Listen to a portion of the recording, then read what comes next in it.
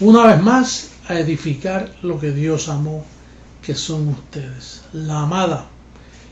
En todos estos años todavía no se había levantado un ministerio que llamara a la iglesia la amada, porque quien estaba supuesto a hacer eso era el mismo Jesucristo hombre, que dice que él llamará a su amada. Así que la que no era amada, él la llamó amada, y esas son ustedes.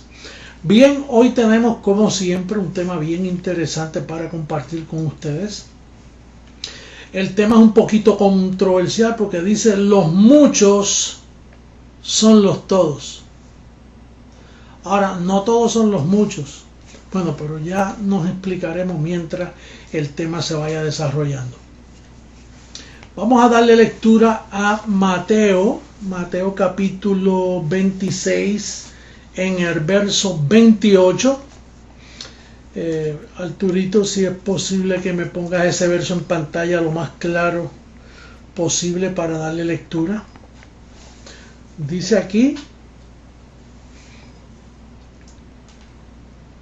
porque esto es mi sangre del nuevo pacto, que por muchos es derramada para remisión de los pecados. Yo hace muchos años pasé por este término, los muchos, pero me llamó la atención que la sangre de Jesucristo no fue derramada por todos los hombres de la tierra, sino que el término muchos me llamó mucho a mí la atención, porque estaba dando a entender que no todos los hombres que nacen tienen derecho a esta provisión. Pero en ese momento pensé que por ser Mateo, que era un hombre sin mucho conocimiento, sin un background bíblico, y como eso es un libro histórico y tantos libros, no solo fueron 4 lo que ellos llaman, el sistema llama evangelio, que no son evangelios, son 4 libros de historia: Mateo, Marcos, Lucas y Juan. Se escribieron muchos más, posiblemente algunos 20, 25 libros. Todo el que tuviera dinero para pagar un escriba y fuera vecino más o menos de José y María y hubiera escrito una historia sobre el personaje Jesús de Nazaret. Pero bueno, comencé a buscar y yo dije, bueno, Pablo siempre mencionaba a Isaías como uno de sus profetas favoritos. Entonces decidí buscar esa palabra muchos allá en Isaías. En Isaías 53 vamos a leer el verso 11 de Isaías 53. Dice: verá el fruto de la aflicción de su alma y quedará satisfecho. Por su conocimiento justificará mi siervo justo a muchos y llevará las iniquidades de ellos. En el verso 12 también dice, el final del verso 12: habiendo él llevado el pecado de muchos y orado por los transgresores. Bueno, ahora la palabra muchos comenzó a coger otro peso, porque ya no solo fue Mateo, sino que ahora un profeta como Isaías estuvo hablando del mismo tema. Y ahí entonces decidí buscar más versos del Antiguo Testamento para verificar este tema de los muchos. Ahora, mira lo que dice Daniel 9:27. Estamos hablando ahora del Viejo Testamento. Daniel 9:27 dice que mi siervo confirmará el pacto con muchos, no con todos. Y también en el capítulo 12 de Daniel, en el verso 10, dice: muchos serán limpios y emblanquecidos. Pero sigue la palabra muchos. Entonces comenzó eso a hacerse un tema de edificación, un tema que yo debía abrazar para fortalecer mi fe y entender el pacto de la incircuncisión, entender el propósito de Dios con 2 simientes que hay en la tierra. Por eso es que habla de muchos y no todos. Y aun cuando dice todo, está hablando de los muchos, pero seguimos desarrollando el tema. Luego me trasladé de nuevo a un libro histórico en Mateo capítulo 20, verso 28. Mira cómo dice este verso. Dice que Él vino a dar su vida en rescate por muchos. O sea que eso ya era un tema muy claro. El rescate era para muchos, no para todos. Porque si se hubiera dispuesto a salvarlos a todos, los salvaba a todos.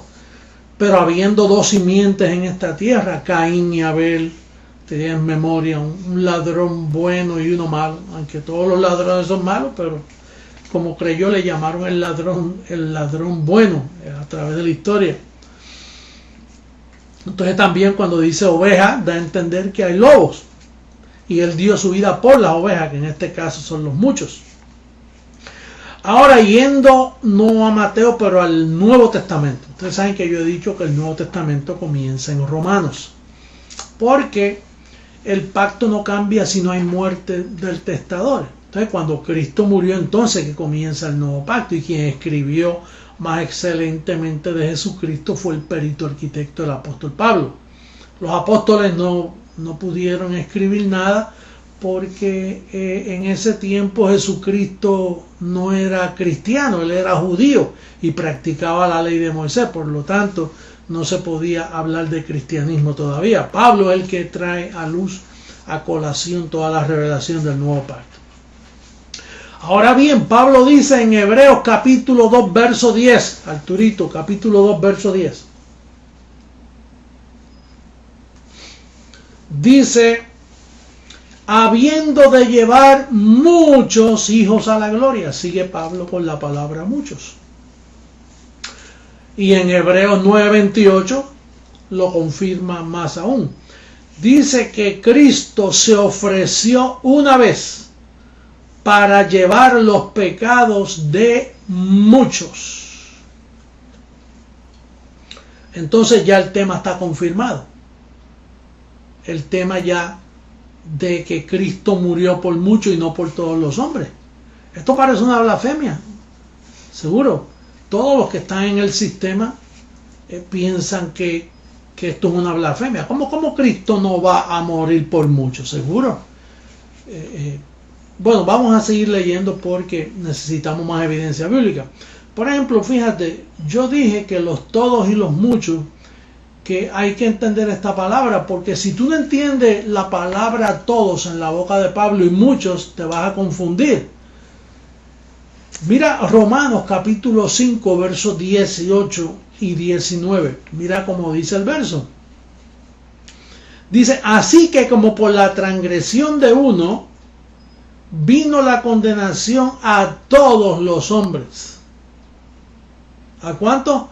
Por uno vino la condenación a todos los hombres.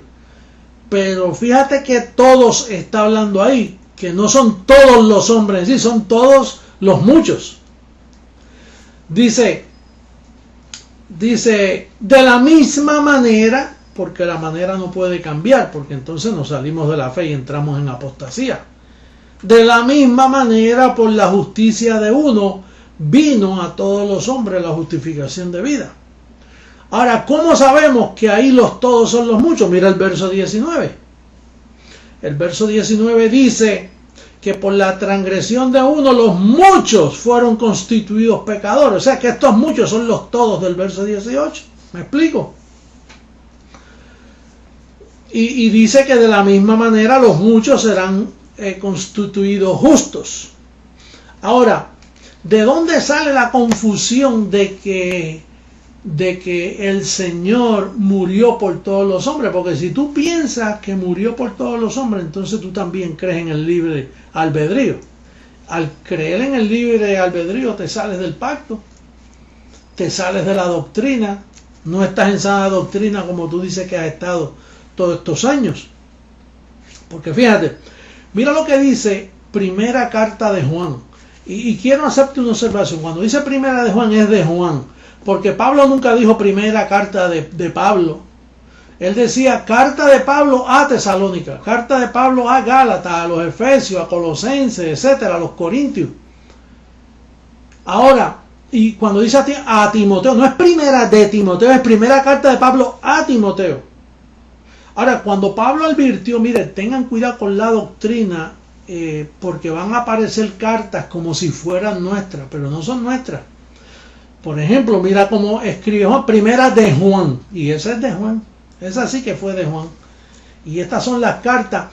Déjame advertirte, cuando tú leas a Santiago, primera carta de Pedro, porque es de Pedro, es de Santiago, segunda de Pedro, primera de Juan, segunda de Juan, tercera de Juan, Judas, Apocalipsis.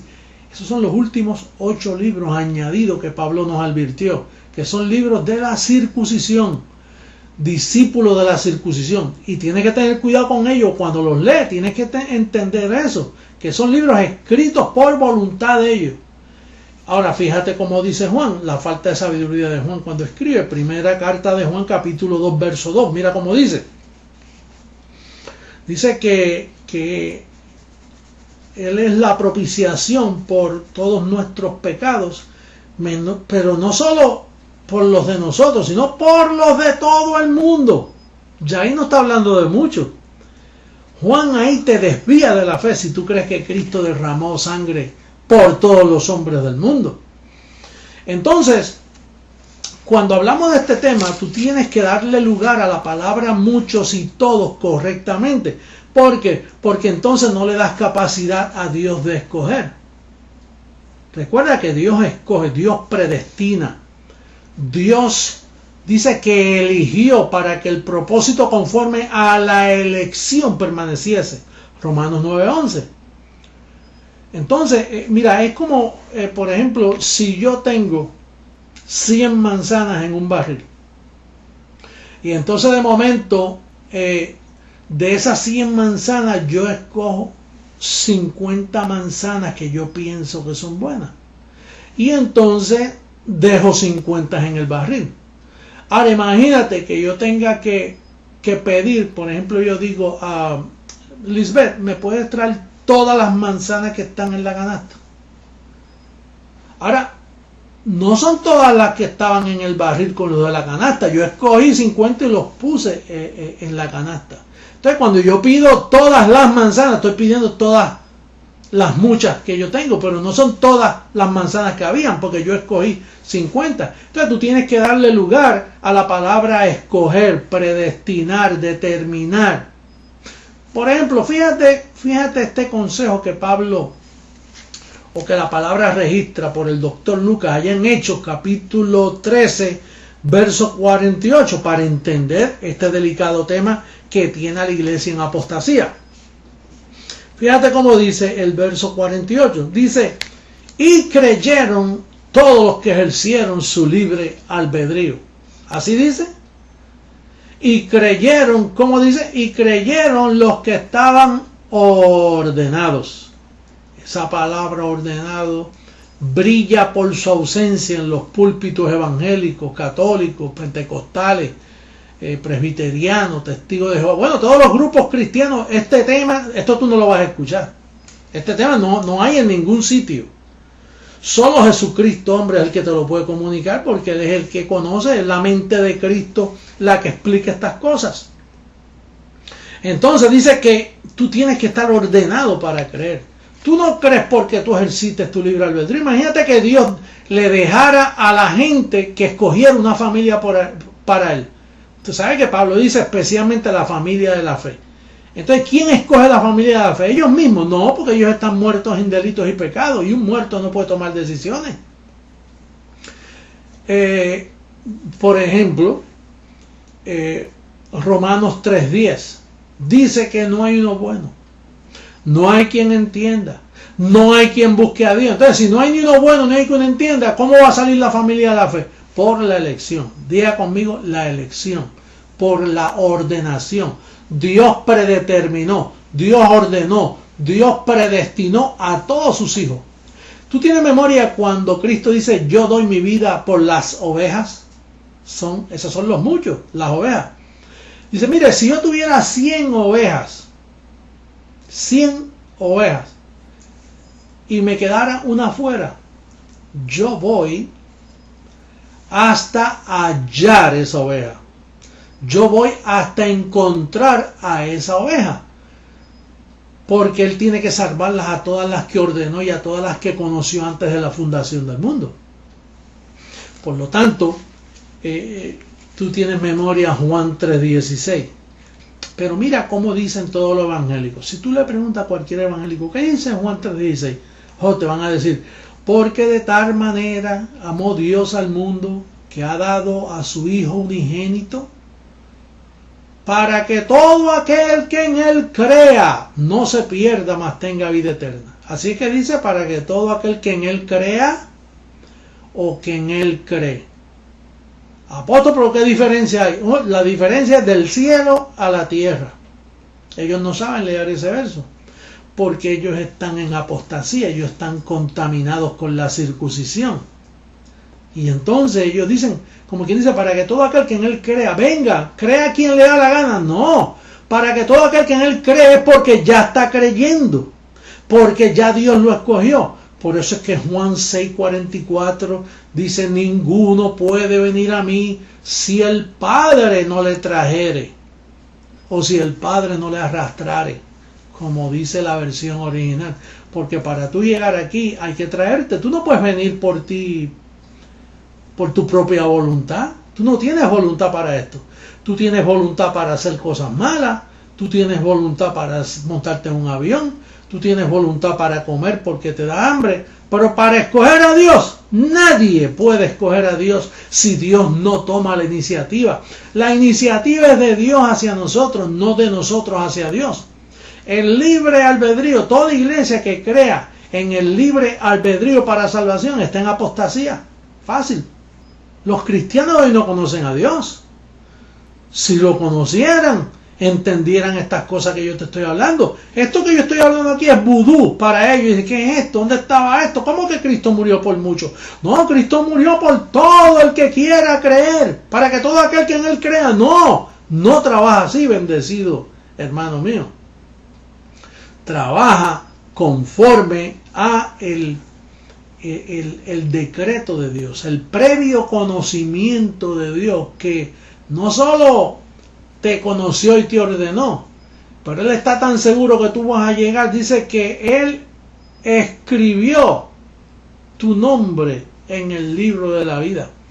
Por eso allá en Lucas capítulo 10, creo que es el verso 20, cuando dijeron, mira Señor, en tu nombre echamos fuera demonios, porque allá se podía, ¿no? Cristo no había muerto y los demonios todavía estaban vivos o estaban en existencia. Dice, mira Señor, los demonios se nos sujetan en tu nombre. Dicen, pero no se regocijen de eso. Mejor ustedes se deben regocijar que sus nombres están escritos en el libro de la vida. Eso sí que es para regocijarse. No para sacar de fuera demonios, porque eventualmente cuando Cristo murió echó fuera a todos los demonios y ya no hay demonios que echar fuera. Entonces, mi bendecido amigo mío, el tema los muchos son los todos. Ahora lo puedes entender claramente.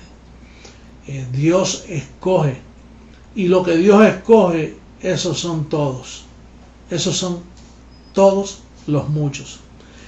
Así que yo en esta ocasión comienzo a despedirme de ti para recomendarte que siempre estés atento a estos estudios, que los escribas, que puedas, para que tengas dominio de ellos y que puedas reflexionar sobre la palabra de la incircuncisión. Tú sabes que hay dos evangelios, no uno, menos cuatro. Son dos evangelios, uno falso y uno verdadero. Gálatas 2:7 dice que a Pedro se le dio el evangelio de la circuncisión, que caducó hace 2000 años atrás. Y entonces Pablo dice que para nosotros los gentiles se nos dio un evangelio que se encuentra del libro de Romanos a Hebreos. Si fracasas en eso, no vas a estar en sana doctrina y caes en apostasía.